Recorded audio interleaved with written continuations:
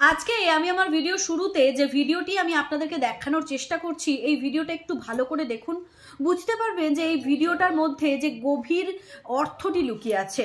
মানে পশু পাখি বা বন্য জন্তুরা যেভাবে ভগবানকে ফিল করতে পারেন বা অনুভব করতে পারেন, আমরা পাপী মানুষেরা সেটা কিন্তু পারি না।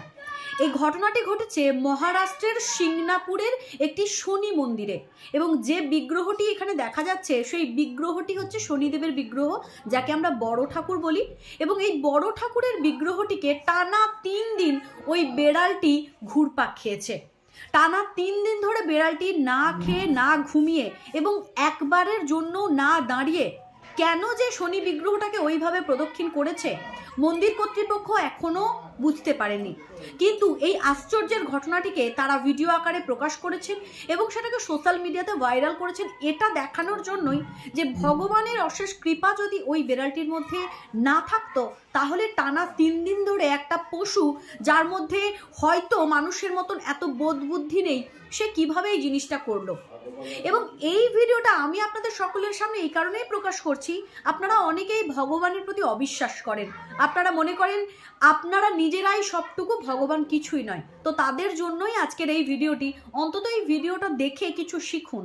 একটা বনের পশু বা একটা গৃহপালিত পশু ভগবানের প্রতি যে বিশ্বাস, যে ভরসাটুকু রাখতে পারছে, আমরা মানুষ হওয়ার পরেও সেই বিশ্বাস ভরসাটুকু রাখতে পারি না।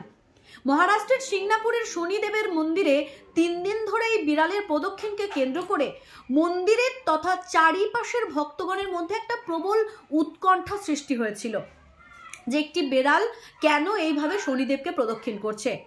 অনেকেই বলে যে শনিদেবের প্রকোপ থেকে বাঁচার জন্য বা তার দৃষ্টি থেকে বাঁচার জন্য আমরা সবসময় সৎ কর্ম করব, আমরা সৎ পথে চলব, কারণ শনিদেব হচ্ছেন সূক্ষ্ম বিচারের অধিকারী।